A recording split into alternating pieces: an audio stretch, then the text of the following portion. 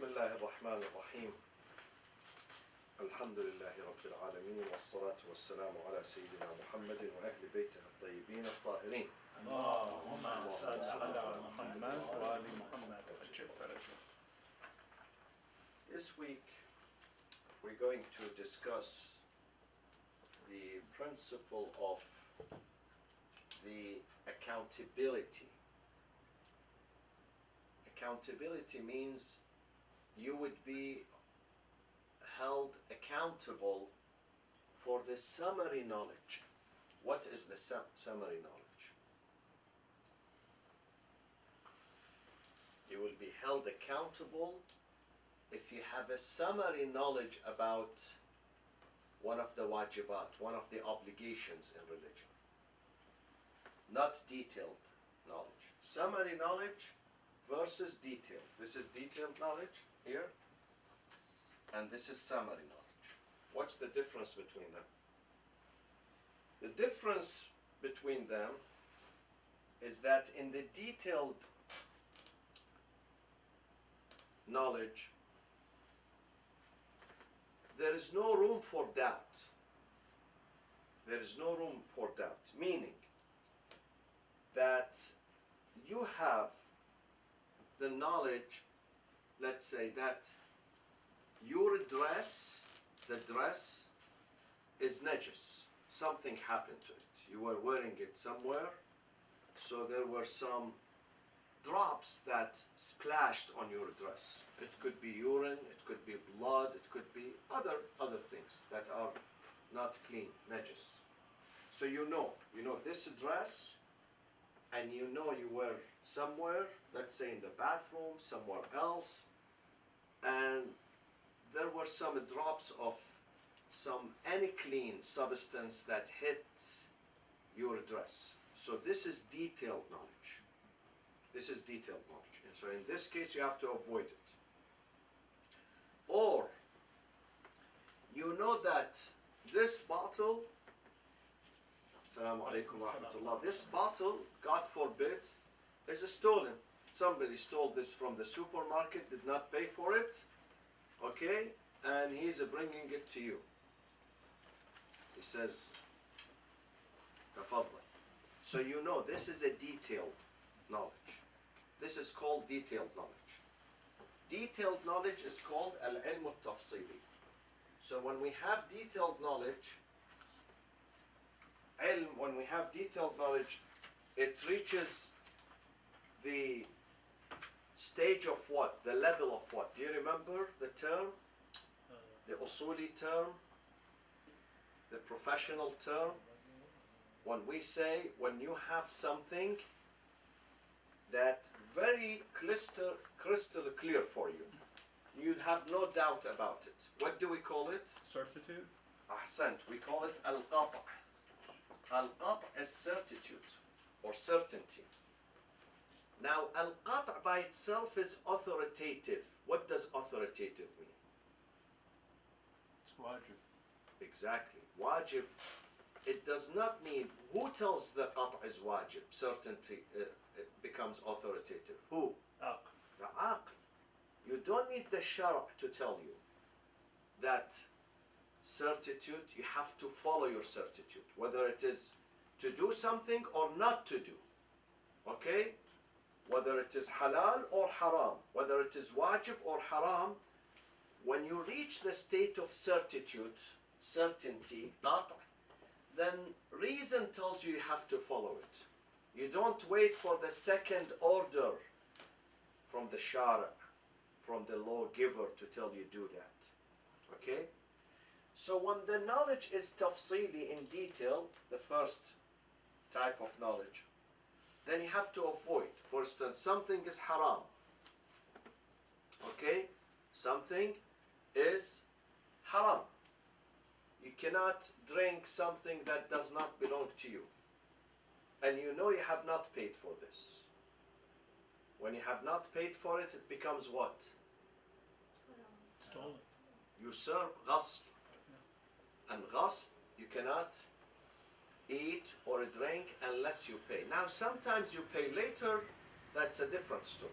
But if your intention is not to pay, and you take it away from its owner without its own permission, then this is ilm al-tafsili. You have detailed knowledge. Or the second example, the dress. The dress that you are wearing, you know there were some drops of, let's say, urine or any type of najasa or blood or alcohol on it. Then you cannot wear it while you are praying, for instance. This is detailed knowledge. Or let's say about some of the worshipings, acts of worship, such as morning prayers, dhuhr prayers, asr, maghrib, isha. We know for sure 100% qata' that these are mandatory, obligatory. So we have to do that. We cannot escape. Some people, they escape the morning prayers, but they know that this is wajib. Okay? So this is the detailed knowledge.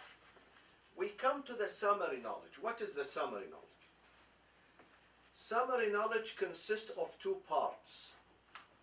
One of them is knowledge, the second is doubt. And the example of that is, you know that last night you were wearing a dress and you went somewhere and someone opened the bottle of champagne, let's say, astaghfirullah, and splashed on you, on your dress, on your shirt, on your coat, on your whatever, okay?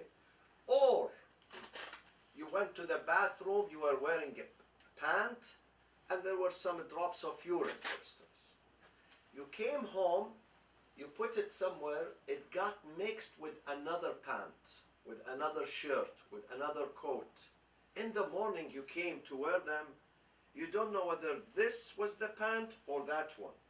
Either this or that. They got mixed. Probably you put them in the bag, you are traveling, or you hang them somewhere, and then in the morning you really don't know, you get confused. So there is a state of confusion. So on the one hand, definitely you know one of them is najis. On the other hand, you don't know which one. You cannot specify it. This is called al-ilm al-ijmali. Another type of ilm al-ijmali. We know, let's say, this table here, there were some najasa on the table. But whether it was in this corner, in that corner, in that corner, in that one, in the middle, we don't know. But we know definitely there were some najasa. But we do not know about the location of it. We cannot specify the location. So on the one hand, there is a knowledge, firm knowledge, that there is najasa. On the other hand, we don't know the whereabouts of the najasa. Are you with me, Arish? So ilm al-ijmali, summary knowledge, consists of two parts. One part, they call it clarity. Clarity, that we know there is a najasa, definitely, because I was wearing something last night and it got najis. So I know I was wearing something and I saw with my eyes the najasa reaching this coat or this shirt or this pant. On the other hand, there is obscurity, ghumud, obscurity. I don't know which one of them. This is regarding najasa. Regarding food, they put two dishes. One of them I know the oil was najis, let's say. The oil where the food was cooked with it was najis. The other one is not najis, but I don't know. It got mixed, whether this one or that one. So on the one hand, there is a clarity that there was some oil which was forbidden or haram or najis. On the other side, there is obscurity. I don't know which one of them is the najis one. Who's who? Either this or that. See, they say either or. Either or. This is ilm al-ijmali, summary knowledge, general knowledge. Ilm al-ijmali means general knowledge, that there is some hurma somewhere. I know there is hurma, but I don't know where is it. or there is some wujub, obligatoriness somewhere, but I don't know which one of them is wajib. The example of ilm al-ijmali when it comes to ibadat, to the worshipping, is the Friday prayers, they say. That is, we know on a Friday noon, there is something mandatory we have today. Now, is it the noon prayers, dhuhr prayers, or the Jumu'ah prayers? Which one of them? So on one area there is a clarity that something is wajib, definitely. You can't get away with it. You can't say, oh, there is nothing Friday. Friday is a free day, I'm enjoying. No, no, no. Don't get excited. There is clarity that one of them is wajib, but obscurity and vagueness, I don't know whether I should do the noon, dhuhr, or I should do the Jumu'ah. Okay, either this or that. Ilm al-ijma. Then we go to the third question, and the third type. الشك الابتدائي, the primary doubt. Primary doubt. What does شك الابتدائي mean? شك الابتدائي is that I know that when I went last night to the invitation and I was wearing my dress and my coat, the najasa, I was too far from that bottle of wine, let's say. Or I was in the bathroom when I went, I am sure that nothing happened. Or I took off. Let's say some people, they want to go to the bathroom to be on the safe side. They go, they take off their dress. Rabbi kama khalaqtani. They go like that. So in case there is najasa, they don't have to come and wash and this and that. They, all together, put it aside and go and, do your thing and come. So nothing happened. So this is primary doubt. Why do we call it a primary doubt? Because there is no ilm. See, with these things there is ilm. And that ilm, in the ilm al-tafsili, the ilm is detailed and absolute. I know it was this dress, not another dress, that got najis. I know. Okay? In this one, I know it is between two sets of a dress. Either this or that one. Ijmali. I know there is ilm. I know something happened. Definitely, for sure, something happened. But I don't know the exact location. In the third one, I know nothing happened. It was not preceded by ilm. Okay? So nothing happened. They call it a shakkul badwi. Or, let me rephrase it. In the third one, I have shak whether it happened or not. In this one, I saw it happening. In this one, I did not see it. In the third one, I didn't see it. I go to the bathroom. Did it really hit the najasa my pant? Did it splash on me or not? I have shak here. Shak, not ilm. If I see it and I feel it, then this is ilm. And ilm is tantamount to what? Qata, certainty. So when I have certainty, that's it. I have to act upon that certainty. But the shak, no, the shak, oh my God, did this happen or not? The example of that they give in ibadat, Salatul Eid. Salatul Eid is not wajib. It's mustahab, recommended. So you don't have to worry. If you don't do it, you don't have to worry. If you do it, it's good. If you don't do it, you don't have to make it up. Okay? There is no penalty on that. And when it comes to haram and halal, najis or clean, it's like the dress. The dress that you were passing by. Sometimes you are passing in a restaurant, let's say, crowded places, people are drinking, and you are passing, let's say a glass falls down, a bottle falls down, and you are standing there. You don't know whether it really Sometimes it happens in the airplane. Someone who's sitting next to you is drinking. They serve them wine, when it comes to lunch. And they all drink in the airplane. Amazing. Even those who don't drink in town, when they fly, they enjoy the drink. Ajib, subhanAllah.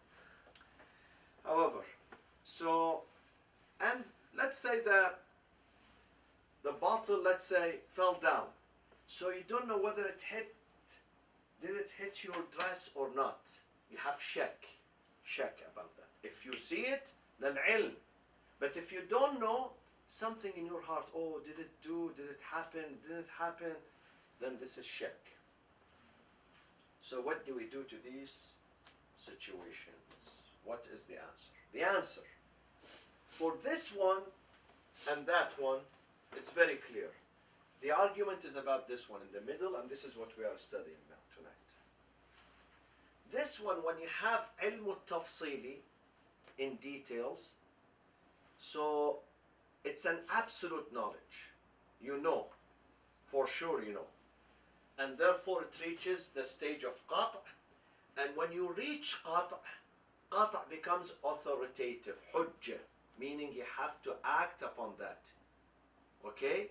Hujjah means, what does hujjah mean? Hujjah means when you reach this level of certainty, then you have to act upon that.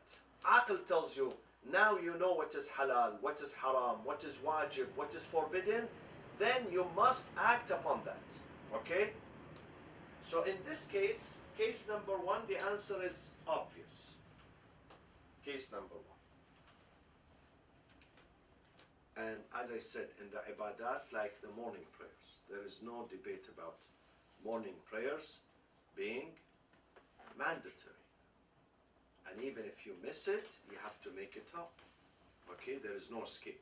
Why? Because we have al-ilm al-tafsili, detailed knowledge. Let's come to this one, to the third one. Let's skip the second one. We come to the third one. الشك الابتدائي, primary doubt. Primary doubt, I really don't know. Did this happen or not? Did this, let's say, the splashing of the wine here, did it reach my dress or not? I did not see, I did not feel, but I have some doubt. In this case, when you have doubt and there is no knowledge before it, then what do we do it in case of doubt? What, if you remember last time, we said there are two things to apply. One of them is what? Ihtiyat, caution, the principle of caution. The second one is what? It's not incumbent upon. If you don't know, then you can't Bara'a. be Bara'a meaning the principle of what? Exemption. You are exempted, you are free, no obligation. In this case, we use the bara'a, exemption, no obligation. Why? Because it's merely a doubt. A doubt. And then we have an axiom. Axiom means a law. States, لا تقطع الشك. When you have shak, doubt, do not act upon that unless you have yaqeen. Unless you reach certainty. If you don't have certainty, then don't do. Then you are free. No obligation. Okay? لا تقطع اليقين بالشك ولكن اقطعه بيقين آخر. Okay? In this case, your dress, this dress is clean. I passed here, there was some splashing of some najas items, and I did not feel and I did not see. But there is some feeling I have. Did it really? Maybe I was not seeing, maybe I was not feeling, maybe I was not watching, maybe I was not paying attention. Sharia tells me you are okay. Because you were certain that this is clean. Do not consider this unclean unless you are certain again. Not when you have doubt.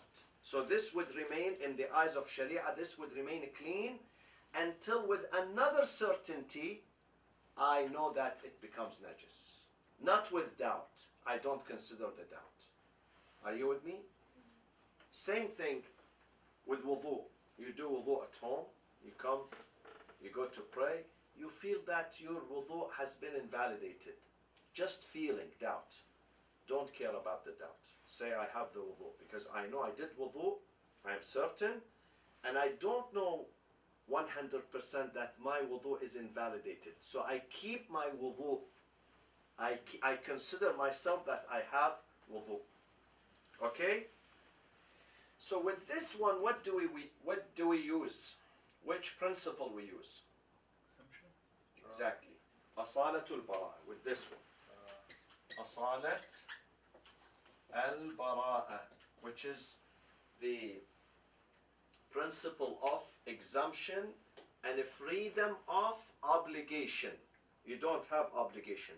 Why, my friends, we use asalatul bara'a? Why not asalatul ihtiyat? Why not the principle of caution?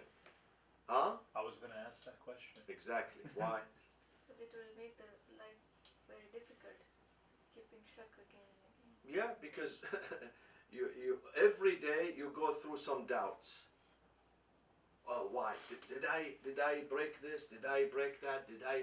So if you keep going through doubt, you cannot continue your life. It means that you have to stay at home and keep doing prayers and wudu. You know, some people come to me, they ask me this question. They say, we do wudu, and I know I did wudu, but after I finish, after 5 minutes, I say, maybe I did not wash my left arm very well. So I go and do wudu again. And then I come, I say, maybe this part of my face, was not covered. I did not cover it. And then he goes, waswas, Waswas. This is a sickness. Sharia says no. Once you do it, khalas. Or he does the prayers, maybe my asr prayers, maybe I missed sujood or ruku', maybe. Maybe does not work, okay? Maybe does not work here. You have to have certainty. Do not depend on these maybes, okay? On these doubts, on this shak. Don't. Your life will be miserable after that. Would be really miserable. Or when you go to the bathroom, especially here in the West. Oh, I don't disclose the details because we have recording. One of the countries, I was a host. I was a guest with a host. And the host had shak. When he comes back from work, he washes with the hose the floor of the entire bathroom every single day. Tell him, why do you do this? He says, Sayyid, maybe because when we flush the toilet, some of these drops are going to jump off the toilet to the floor. It becomes najis and I don't feel comfortable. Sometimes he will do that twice or 3 times. He spends believe me, every time about 20 minutes washing and then drying because he would damage the floor. So he has to dry. There is no sink there. You know that? There is no sink. He has to collect all the water and then dry it. Takes some time. He has waswas. I said to him, how do you know? Did you see? He says, no, I have the feeling. I said, no, you cannot act about these feelings unless you see. Beside, this is ma jari, running water here. Even if you find some drops coming out, since the water is, linked. Yes, this is a tank here, but the tank is linked to the pipes. Okay? So in this case, you consider this running water, ma'ul jari. Even if you see some splash, it is considered tahir. So in this, we use asalatul bara'a because we don't have knowledge. Not knowledge, we have doubt. Primary doubt. Why did we say primary? Because no knowledge before it. So it is called the primary doubt. So, or exactly the knowledge is opposite to it. The knowledge says you are tahir. So don't come and judge yourself and say, no, I became najis. This happens to many people in the community, in the society. Unfortunately, they develop this disease which is called waswas, and they turn their life into hell and the lives of those who live around them. Really. Becomes very, very difficult. So now we are done with this. This is, we know in details, so I act upon the details. This is absolute knowledge. I know this is halal, this is haram, this is najis, this is clean. This one I have doubt. So I use bara'ah. Now we come to this. What do we use with this one? When we have part of it, I know there are two pants. Definitely something happened to one of them last night. Now they got mixed. I don't know whether this pant or that pant, because they are similar in size, in color, and they got mixed. They got mixed. It happens many times. Yes. Refrain from. Why ihtiyat? You know there's actually a chance of Exactly. There is coming, ilm. There is ilm. There is ilm. I know something happened. I cannot close my eyes and pretend that nothing happened. I know something happened, yes. But which one, I cannot specify. In this case, I have to wash both pants. Now some people say, why? It happened to one of them. So why do you have to wash the second? Why do we have to wash the second? because we're not sure. Exactly. We're not sure. Because you are not sure. And for this reason, you have to, because there is ilm, one of them is najis, you would not be free of obligation unless you make sure that you fulfilled your obligation by washing them. If you wash one of them, you have not fulfilled your obligation. Yes, 50% there is chance that it becomes clean. The other 50 is not. You have to be 100%. 100% sure. This is why. When there is ilmul ijmali, so the example of that, let's say the table. Maybe this example is not a good example, but you know, because we face it here, living in the West, we face this. There is a table somewhere. Some people I know before us, they were drinking wine. And the wine was spilled on one part of the table, not the entire table. But I don't know where. I did not see it, but I know. Somebody told me that table was contaminated by, let's say, wine or some other liquids. There are plenty of liquids that are najis, but I don't know which one. I cannot treat that table as clean, although part of it is unclean, not the entire table. Part of it. So if I bring the hose and let's say I only wash this area and leave the rest, did I fulfill my obligation? Huh? Did I fulfill my obligation, Arish, or not? No, because it's just part of it. Who knows, maybe it was the other part. Maybe it was there, maybe it was here. And maybe it was here, but this is just a possibility.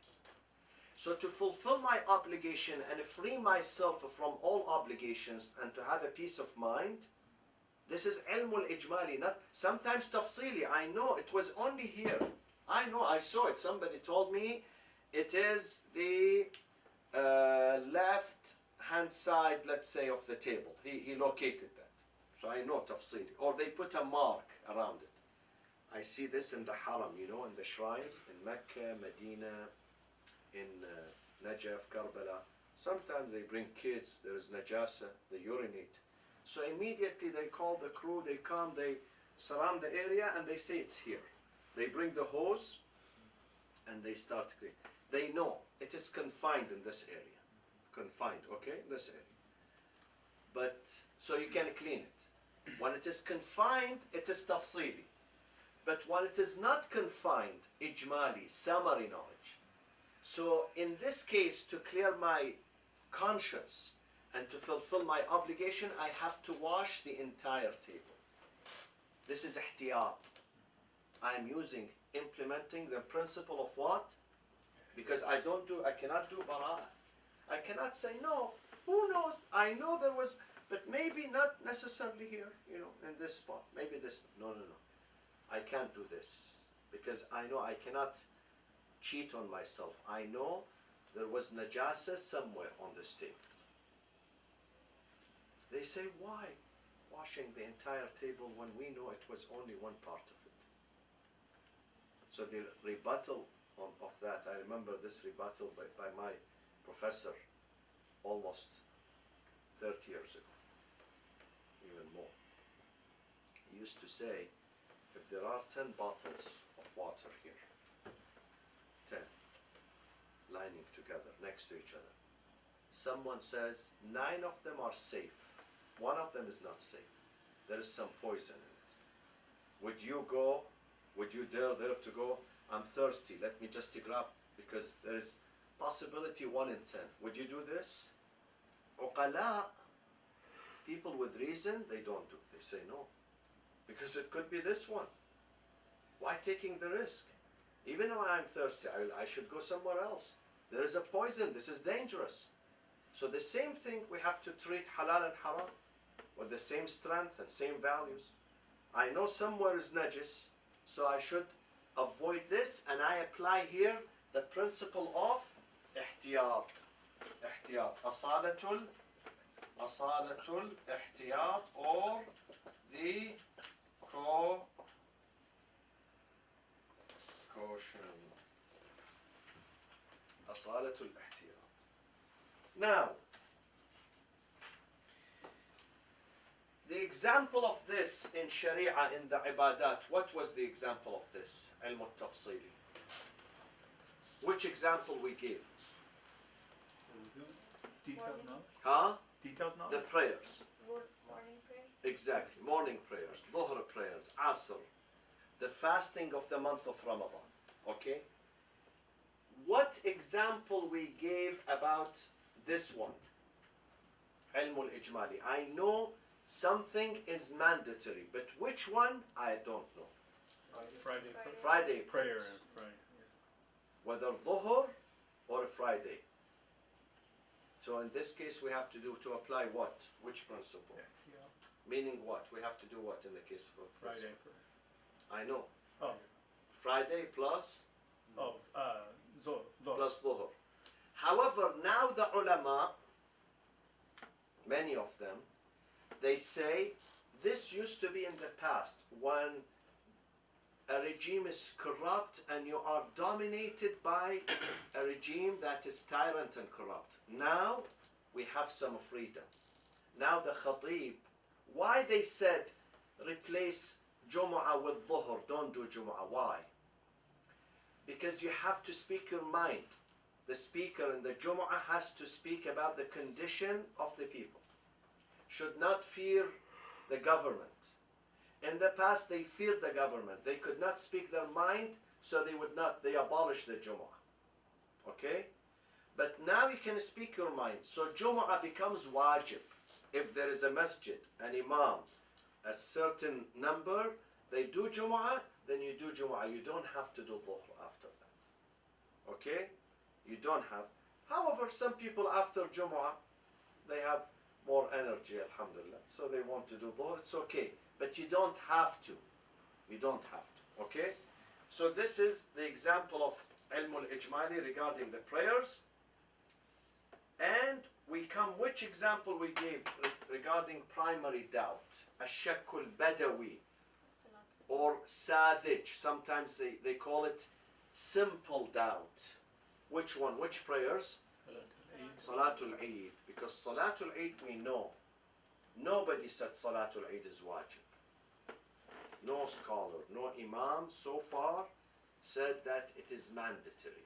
Yes, if you do it, it's very good, enhancing the harmony and respect and togetherness in the community. Besides, it's a day where you end your fasting, you ask Allah for forgiveness. There is a lot of thawab in conducting Salatul Eid, but it's not this shak, because nobody so far said Salatul Eid was wajib. Even the prayer, even the Prophet ﷺ, or even the Imams.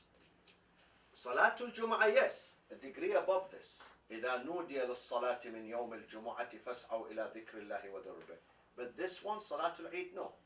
It's good that you go out and you pray. Now, if you do both both Salatul Jumu'ah here, Al-Jumu'ah and Al-Dhuhr, both. What they call this in Ilm al-Usuli? No. They call this Al-Muwafaqatul Qat'iyya. This is a definite conformity, meaning that you did your obligation 100%. You should not worry, because you covered both areas. So this is definite. It's called definite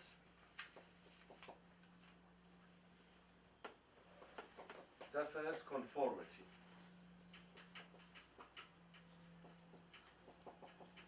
Definite conformity. موافقة القطعية. Okay? Now, if someone said, listen, someone is very liberal. Listen to this example. He says there is a debate regarding Jumu'ah or Dhuhr. So it's better not to do both of them. Doctor? There are some people who look for these Excuses. excuses. That there is scholars are fighting among themselves. One of them says Jumu'ah, the other says no, not Jumu'ah, let's do Dhuhr. So it's, to be safe, I would not do both. This is called al-mukhalafa al-qat'iyya, exactly the opposite. The definitive non-conformity. Mukhala, yani you did something haram. At least do the minimum, do one of them, Now if you do one of them, what that would be? See, doing both will be al-muwafaqa al-qat'iyya. Qat'iyya means this one, definitive. Muwafaqa means conformity. If you do both, Jumu'ah and Dhuhr. If you don't do both, neither one, it would be definitive non-conformity. Now if you do one of them, only you do the Jumu'ah, what will be called here? Not be definite, but just confirm. Conformity, probable or possible conformity. Al-muwafaqa al-ihtimaliyya. See, we have qat'iyya and we have ihtimaliyya. Ihtimal. Okay? Probable conformity. Why Arish? Becomes probable conformity. Okay.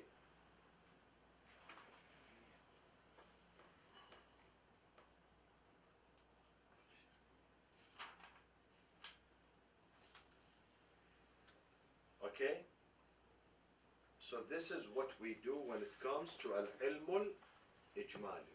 What is ilmul ijmali? Let me ask you now. What is the definition? What is the definition of al-ilmul tafsili? Detailed knowledge. What do you give me an example? Morning prayers are wajib. Dhuhr prayers are wajib. So I am absolutely clear about it. Exactly. When we are absolutely, not me and you, no, as individuals, the Sharia, when the scholars, they say, listen, there is a consensus that this act, Hajj, Zakat, Khums, fasting, this, that, is wajib. Then this is detailed. Or haram, you should not. This type of drink, this type of food, this type of act is forbidden. We know about it, it's very crystal clear, then it becomes detailed. What is the ijmali, al-ilmul ijmali? Without looking at the board or your notes. Yeah, close your eyes like ours. Partial knowledge. Partial knowledge. Partial, summary knowledge, or general knowledge. I know something is wajib, but I don't know the details. And you can apply this to many examples. The money, the khums. I know somewhere I have some money. Part of it I paid the khums, part of it I didn't. Or it could be goods. Okay? Part of it I did, part of it I did not. They got mixed up. So I know somewhere I'm in debt, I'm indebted, I have to pay. But I don't know what is it exactly. Whether it is this item or that item. This month or the last month. Okay? Between two things. Either or. Always. This is ijmali. One part of it, ijmali, has two main parts. One part of it is a clarity and assurance. I know it is wajib or I know it is haram. Okay? Either wajib or haram. The other part is ambiguity, vagueness. I don't know which pant, which dress, which prayers, which month. I know one of them, but which month I don't know. I know I have to pay, I have a payment, but I don't know whether it is May or June. Okay? This is ilm al-ijmali. In the ilm al-ijmali, we have to apply what? Ihtiyat. Because we know why we have to apply ihtiyat. We have knowledge that there is. Exactly. And knowledge is equal to what? That. Ahsant. When it reaches qat', you are arrested. You can't run away. You can't say no. Because you reach the qat' here. And reason tells you qat' is binding. You have to act upon it. You cannot drop it. You can't bring any other excuses. As long as it does not reach qat', there is a getaway. You can run away from it, from this obligation. You can find a solution. But once it reaches the state, the level of qat', certainty, okay, then you cannot run away. It is in your gardan, as they say. Okay? Surrounds your neck, and you have to dispose this. You have to get rid of it. You have to fulfill it. This is why we use, because it's impossible for the shara to tell you when you reach qat', you have to act upon it, and then after that, when you reach it, he says, no, okay, I know you reached the qat', I will close my eyes. No, he's not going to say that. Definitely he's not going to say that. So you have to fulfill that. So even though there are two pants, you know one of them is najis, but because you don't know which one, you have to wash both of them. While in the third one, no, it's doubt. It's not qat'. It's not ilm. It's doubt. You act nothing when it comes to doubt. Because if you want to act upon your doubt, you're going to be admitted into the psychiatric department. You can't run your life. This is when it says munajjaziyya. What is the munajjaziyya, my friends? Ilm al-ijmali, this is the summary knowledge. What is the munajjaziyya? Accountability. Exactly. Accountability. It means it holds you accountable. Ilm al-ijmali, though it is not tafsili, though it's not detailed, but unfortunately you have to fulfill it. You can't run away from it. So when you cannot run away from it, it's munajjaziyya. Accountability. Okay, it's binding. You have to do something about it. وصلى الله وسلم على سيدنا محمد وأهل بيته الطيبين الطاهرين. اللهم صل على محمد وآل محمد. Okay, my friends.